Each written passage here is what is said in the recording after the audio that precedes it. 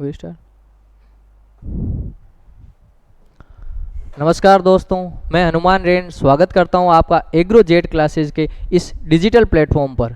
जैसा कि आपके जेट का एग्ज़ाम है और हम उसके लिए एक स्पेशल क्लास लेके आए हैं आपके लिए हॉर्टिकल्चर के एमसीक्यूज़ स्पेशल, जो कि आपके एग्ज़ाम में ज्यों के त्यों छप सकते हैं। तो अपना पहला प्रश्न है, पेरू किसका उत्पत्ति स्थान है? आलू, टमाटर, मिर्च या उपरोक्त सभी? तो अपन को इसकी एक ट्रिक याद रखनी है।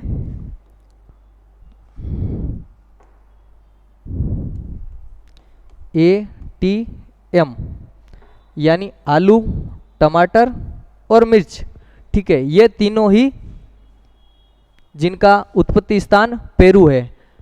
ATM से अपन को ये तीनों याद रह जाएंगे। चलिए अपन बढ़ते हैं नेक्स्ट क्वेश्चन की ओर। क्योंकि अपने पास समय का अभाव है इसलिए अपन ज़्यादा बात न करते हुए सीधे ही प्रश्नों को सोल्व करेंगे।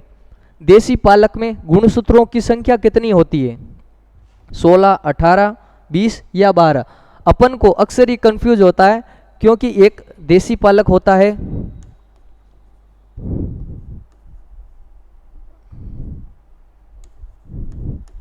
और एक विदेशी पालक होता है।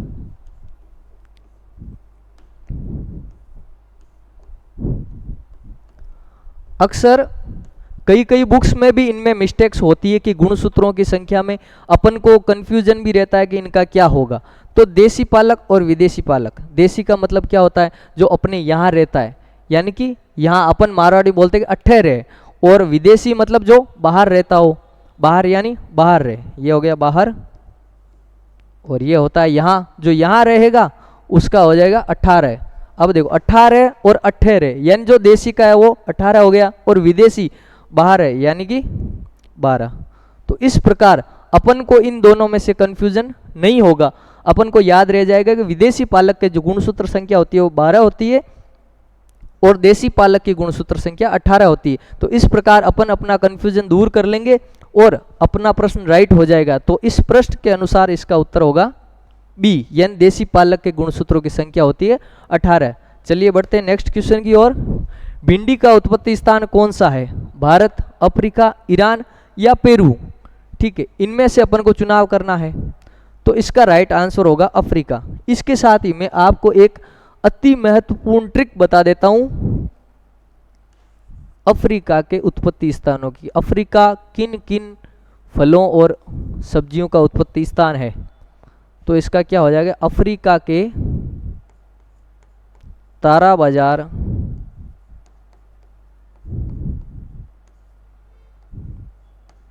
में जाओ और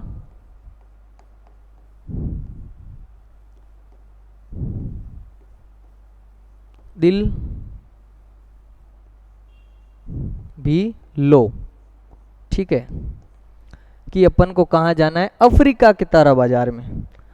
हालांकि मुझे लगता है कि अफ्रीका के जिस तरह के लोग होते हैं, मतलब चलो जाने देते हैं, अफ्रीका के तारा बाजार में जाओ और दिल भी लो। ठीक है, अफ्रीका से अपन को याद रह जाएगा अफ्रीका देश जिनका उत्पत्ति स्थान, और यहाँ तारा से हो जाएगा तारा मीरा। अफ्रीका क्षेत्र में तारा मीरा उत्पत्ति स्थान है अफ्रीका इनका, तारा मीरा का। और बाजरा से हो जाएगा, ये बाजार से हो जाएगा बाजरा, और जाओ से यहाँ हो जाएगा ज्वार। ठीक है, और से हो जाएगा अरहर। अरहर और अरंडी। ठीक है, उसके बाद दिल से हो जाएगा तिल। ठीक है, ये तो आपको याद रहेगा। और बी से हो जाएगा भिंडी, और लो से हो जाएगा लोबिया। मैं आप सबसे एक रिक्वेस्ट करना चाहूँगा कि अपनी इस क्लास में लगभग ऐसी ट्रिक्स होने वाली है जो आपको हाथों हाथ ही याद हो जाएगी, लेकिन फिर भी आप अगर लिखना चाहते हैं तो प्लीज़ कॉपी और पेन साथ लेके बैठें, क्योंकि ये बहुत ही इम्पोर्टेंट है।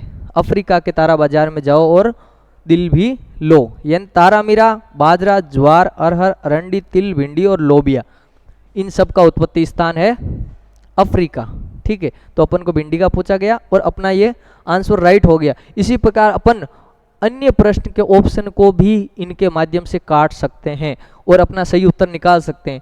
चलिए बढ़ते हैं नेक्स्ट क्वेश्चन की ओर। निम्न में से आम का मूलवृंत कौन सा है? जिजीफस रोटेंडिफोलिया, डोगरीज, मुवंदन या जट्टी खट्टी? इसका राइट आंसर होगा मुवंदन। ये जो मुवंदन है ये लवण प्रतिरोधी मूलवृंत है। कौन सा है? लवण प्रतिरोधी। ठीक है, आम में लवण प्रतिरोधी मूलवृंत 3 होते हैं, जिनकी ट्रिक होती है नमक, यानी नमक को भी अपन लवण ही बोलते हैं। तो यहां न से हो जाएगा नक्कारे, नक्कारे, में से हो जाएगा मुवंदन जो कि ऑप्शन में है, और ये हो जाएगा कुरक्कन।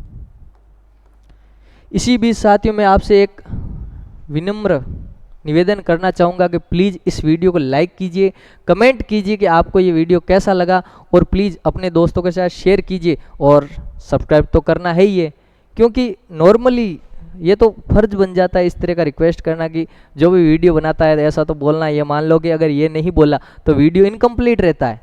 तो प्लीज़ लाइक कमेंट शेयर कर दीजिए। अपन बढ़ते हैं नेक्स्ट क्वेश्चन की ओर।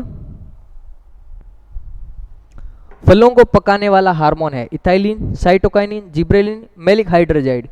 इसका राइट आंसर होगा इथाइलिन। अपन पके हुए फल खाते हैं या कच्चे खाते हैं? पके हुए खाते हैं ना, यानी कि खाने के लिए अपन क्या ईट, EAT, ईट से अपन को याद रह जाएगा इथाइलिन, यानी पके हुए फल अपन खाते हैं तो इथाइलिन पकाने वाला हार्मोन है जो कृत्रिम रूप से फलों को पकाने के लिए काम में लिया जाता है। साइटोकाइनिन आगे बताया जाएगा, जिब्रेलिन ग्रोथ के लिए, और मैलिक हाइड्रोजाइड जो होता है वो प्याज में भंडारण के समय अंकुरण को रोकने के लिए इस रसायन का प्रयोग किया जाता है, MH, मैलिक हाइड्रोजाइड। चलिए बढ़ते हैं नेक्स्ट क्वेश्चन की ओर। सेल डिवीजन, कोशिका विभाजन के लिए उत्तरदायी हार्मोन कौन सा है?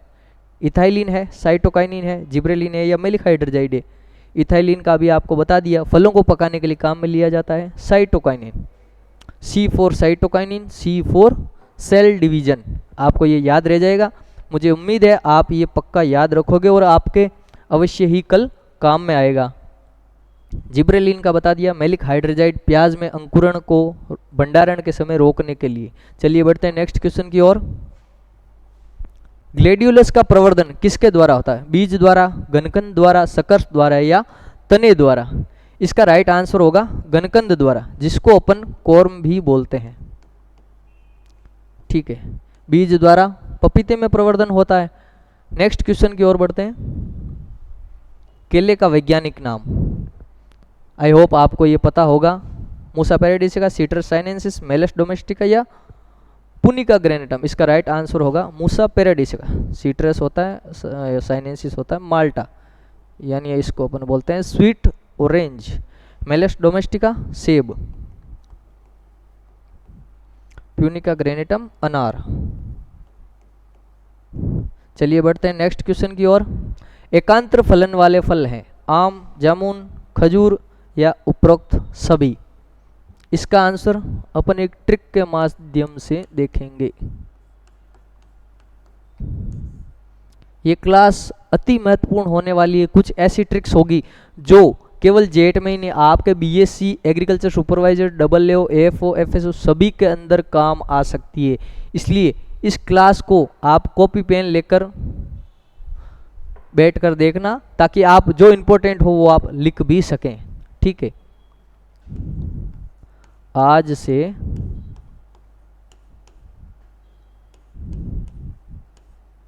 एक टाइम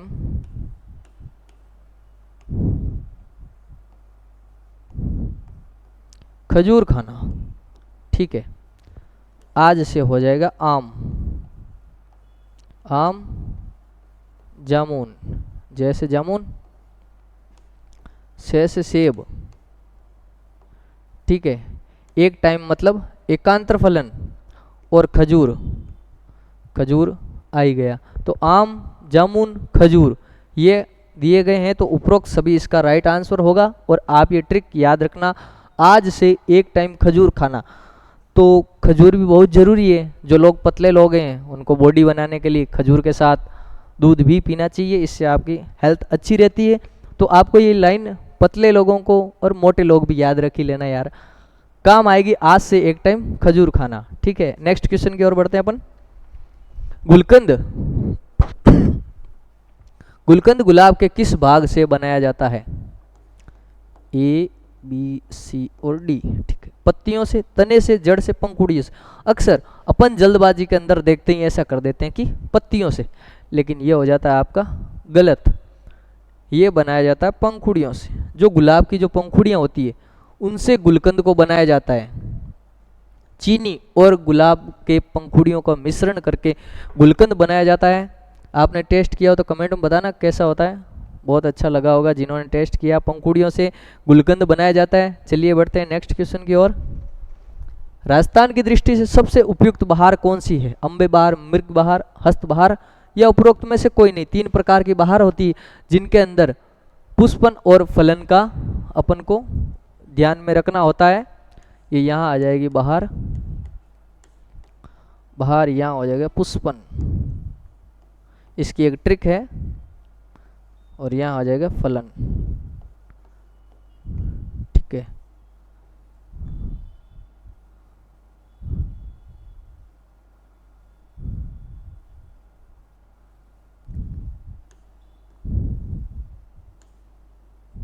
अमरीह, फजूसी और ये जू न फ। आपको ये ट्रिक याद रखनी है, अमरीह, फजूसी, जुनफ, यानी अम्बे बहार, मृग बहार, हस्त बहार। और पुष्पन कब होगा? अगर अम्बे बहार अपन ले रहे हैं तो उसमें पुष्पन फरवरी के समय पुष्पन होगा और फलन होगा जून के अंदर। और मृग बहार के अंदर पुष्पन होगा जून के अंदर। इसको मैं लिख देता हूँ, जून, फरवरी, जून। और मृग बहार अपन अगर पुष्पन जून में हो रहा है तो नवंबर में फलन होगा। और हस्त बहार के अंदर सितंबर में पुष्पन होता है तो फरवरी के अंदर फलन होगा। इस प्रकार अमरीह, फजूसी, जुनफ, ये ट्रिक अपन को याद रखनी है, अति महत्वपूर्ण है। अक्सर यहाँ से कई बार प्रश्न पूछा जाता है, शुगर बेबी किसकी प्रसिद्ध किस्म है? तरबूज, खरबूज, लौकी, खीरा। आजकल sugar ma'am, mummy, sugar daddy खूब चलते हैं, कलयुग है, लेकिन अपने काम की चीज़ है शुगर बेबी। तो अपन को ये याद रखना है किसकी है ये किस्म? तरबूज की। शुगर से आपको याद रह जाएगा कितना मीठा होता है तरबूज, तो शुगर बेबी किस्म है तरबूज की। आई होप आपको ये याद रहेगा। चलिए बढ़ते हैं नेक्स्ट क्वेश्चन की ओर। निम्न में से किस विटामिन को विटामिन एच के नाम से भी जाना जाता है? Vitamin A, vitamin B2, vitamin B7 और विटामिन सी।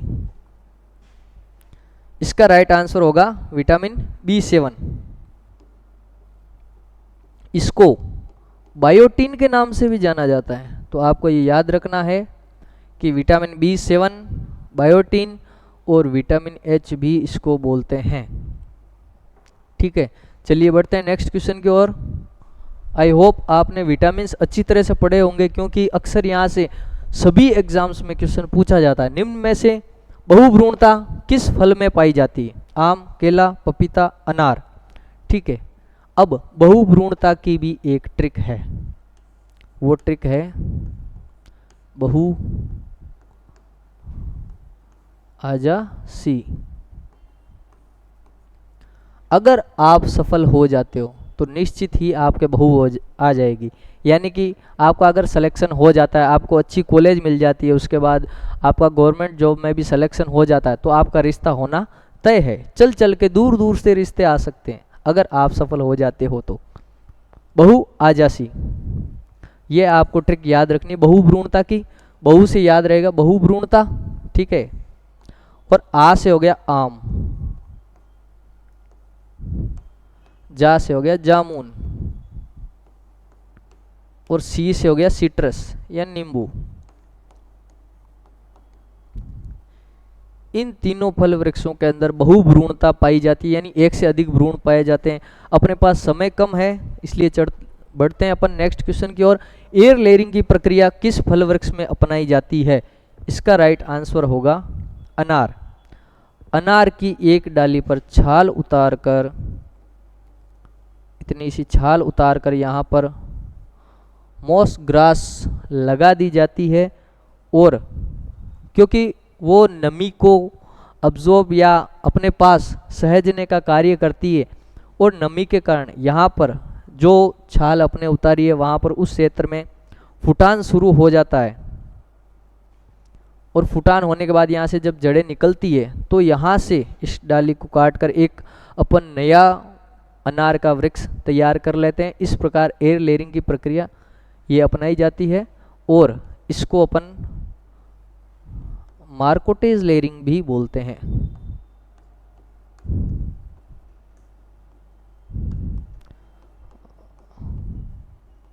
या चाइनीज लेयरिंग भी इसको बोला जाता है। एयर लेयरिंग, मार्कोटेज लेयरिंग या चाइनीज लेयरिंग। चलिए बढ़ते हैं नेक्स्ट क्वेश्चन की ओर। खजूर में प्रूनिंग का उपयुक्त समय होता है। अक्सर बहुत सारे अपन जो फल वृक्ष हैं उनमें प्रूनिंग के समय को अपन भूल जाते हैं, तो कुछ कुछ मैं आपको बता देता हूं जो कि आपको आज ही अभी इसी वक्त याद हो जाएगा और आपके ये बहुत काम आएगा। तो यहाँ देखिए खजूर में आता है जूर, ये किससे मिलता जुलता है? जून से। जून, खजूर में प्रूनिंग का उपयुक्त समय होता है जून माह। और एक और आपको बताता हूं, बेर में प्रूनिंग,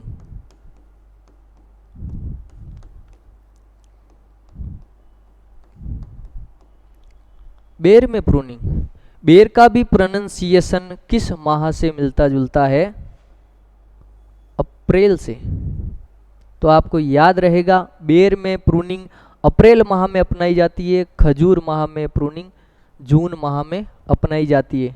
उसी प्रकार एक आपको एक और मिलता जुलता बता देता हूँ। अक्सर क्वेश्चन पूछा जाता है कि अरहर की बुआई कब की जाती है?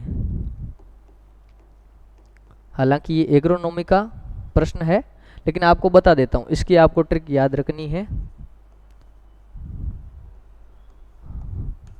अर्जुन, अर यानी अरहर और ये जून यानी जून, जून के अंदर अरहर की बुआई की जाती है। चलिए बढ़ते हैं नेक्स्ट क्वेश्चन की ओर। दियारा कृषि की जाती है तालाब के किनारे, समुद्र के किनारे, झरने के किनारे और नदी के किनारे। तो अपन इसका कैसे पता लगाएंगे कि दियारा कृषि? पहली बात तो अपन को परिभाषा समझनी है। मैं आपको इसका राइट आंसर बता देता हूँ, नदी के किनारे, ठीक है। और ये होती है कुकुरबिट्स की खेती।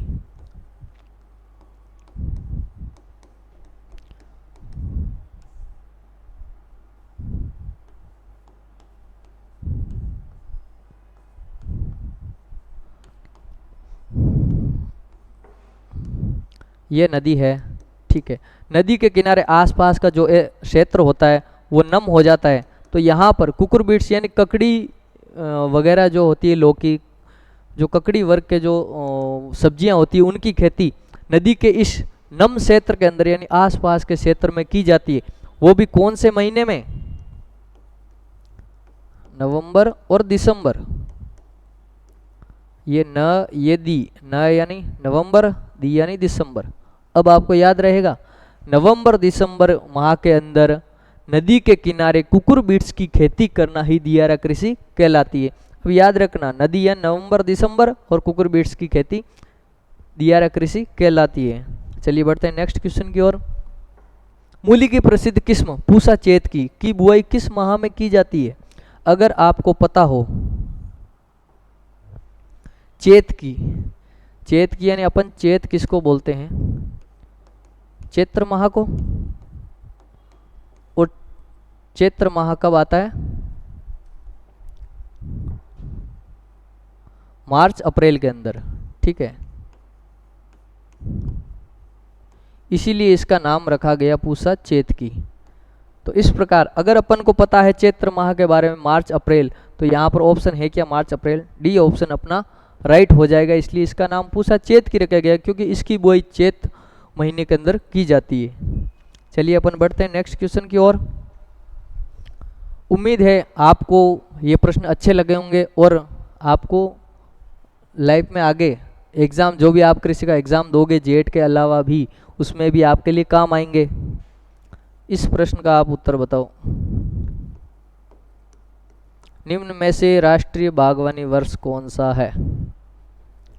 2004, 2012, 2008, 2026। ठीक है, अगर ये अपन को आपको पता है खुद के बर्थडे के अलावा और किसी का बर्थडे भी याद नहीं रहता है, स्पेशल हो वो अलग बात है, लेकिन मैं आपको एक ट्रिक बता रहा हूँ जिससे आपको ये सारे याद हो जाएंगे। 4 है, 4 किससे मिलता जुलता है? ये हो जाएगा चावल वर्ष। 12 बागवानी वर्ष। ठीक है, 8 आ गया आलू वर्ष। थोड़ी सी मेहनत आपके लिए भी बता देता हूँ, आपको 2026 को बताना है कि ये कौन सा वर्ष है अभी जो चल रहा है। कमेंट करके बताओ कि 2026 को कौन से वर्ष के रूप में जाना जाता है। चलिए बढ़ते हैं नेक्स्ट क्वेश्चन की ओर।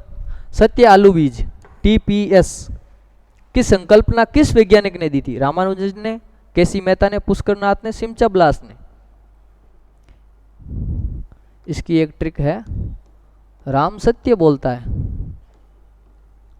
क्योंकि पता राम तो राम है, सत्य ही बोलेगा। सत्य रामानुजन ने सत्य आलू बीज की संकल्पना दी थी। केसी मेहता अपने रोली रोग के जनक हैं। Pushkarnath SPT seed plot technique.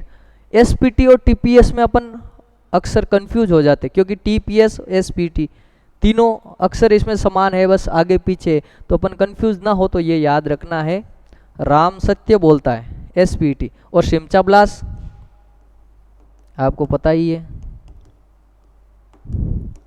बूंद बूंद सिंचाई, इजराइल के अंदर विकसित की थी सिमचा ब्लास। चलिए बढ़ते हैं नेक्स्ट क्वेश्चन की ओर। पाले के प्रति संवेदनशील फल वृक्ष है? पपीता, सेब, खजूर, केला। इसका राइट आंसर होगा पपीता। बहुत ही अच्छा इसका कॉम्बिनेशन है कि आप जब पढ़ोगे तब आप ध्यान से देखना कि इसकी जो सारी थ्योरी है पपीते की वो पी से मिलती जाती है। ठीक है, जैसे एक तो ये हो गया, आपको बताया पाले के प्रति संवेदनशील है, कौन सा फल वृक्ष है? पपीता। दूसरा, इसके अंदर पपेन पाया जाता है जो कि किसमें सहायक है? पाचन में सहायक है। ठीक है, तीसरी बात हो गई पाचन। अब चौथी बात, इसका जो परिरक्षण किया जाता है वो पोटेशियम मेटाबाइसल्फाइड के द्वारा किया जाता है। ठीक है, पाले के प्रति संवेदनशील, पपेन, पाचन में सहायक, पोटेशियम मेटाबाइसल्फाइड, सारा पी से है। मानिए ये हो गया पपीता। इसके अंदर सुबह के समय 3 सेंटीमीटर का चीरा लगाया जाता है जिससे वाइट कलर का एक द्रव पदार्थ प्राप्त होता है जिसे अपन पपेन कहते हैं, जो कि पाचन संबंधी विकारों को दूर करने में उपयोगी होता है। चलिए बढ़ते हैं नेक्स्ट क्वेश्चन की ओर। आपने एक न्यूज चैनल देखा होगा ABP। क्वेश्चन देखते हैं। अर्का बिंदु एक प्रसिद्ध किस्म है, प्याज की, लौकी की, केला की या गोभी की? इसका राइट आंसर होगा प्याज की। यह अर्का बिंदु बहुत ही महत्वपूर्ण किस्म है ABP, अर्का बिंदु प्याज। अब आपको याद रहेगा। इसी प्रकार शब्दों को दूसरे शब्दों के साथ कनेक्ट करके याद रखने की कोशिश करें। आपको पता ही है, अगर अपना किसी के साथ कनेक्शन बन जाता है तो अपन उसको भूलना मुश्किल हो जाता है। इसी प्रकार इन्हीं शब्दों को आप प्रश्नों को उत्तर के साथ और उत्तर को प्रश्नों के साथ कनेक्ट करके याद रखेंगे तो आपको ये सारा याद रहेगा। अर्का बिंदु प्याज की किस्म है। दूसरी बात, ये जो अर्का वाली लगभग सारी किस्म है वो IIHR जो कि हैसरगट्टा बेंगलोर में है, वहाँ से विकसित की गई है और अर्का वाली सारी किस्में ही बहु रोग प्रतिरोधी होती है। चलिए बढ़ते हैं अपन नेक्स्ट क्वेश्चन की ओर। बेर की सेब एवं कत्था किस्मों के संकरण से निर्मित किस्म है। थार भूराज, यहाँ नंबरिंग गलत हो गई है, थार भूराज, थार लोकल, थार सेविका और थार शोभा। ठीक है, इसका राइट आंसर होगा थार सेविका, थार सेविका। अब इसी में से अपन को पता लग जाएगा कि ये इनसे बनी है। से हो जाएगा सेब, का से हो जाएगा कत्था।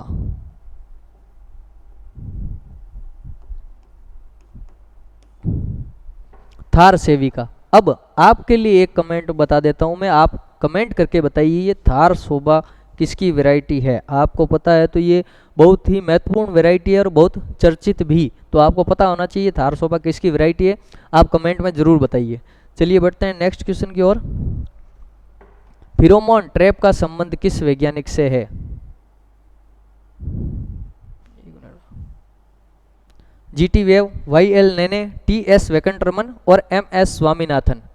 अब यहाँ पर देखिए फेरोमोन ट्रैप, ट्रैप का संबंध होता है, आप मान लो जैसे ट्रैप को बोलते जाल, एक जाल, यहाँ जीटी वेव, वेव को अपन ये मान लेते हैं कि वेब,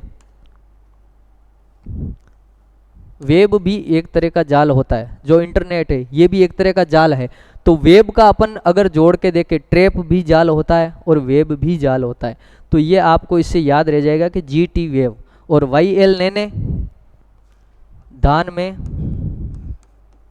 खेरा रोग की खोज की थी, जो कि जिंक पोषक तत्व की कमी से होता है। और टी एस वेंकटरमन नोबल केन के जनक है। एम एस स्वामीनाथन हरित क्रांति के जनक है भारत में। अब आप कमेंट में बताइए कि विदेश में या अंतर्राष्ट्रीय स्तर पर हरित क्रांति के जनक कौन है।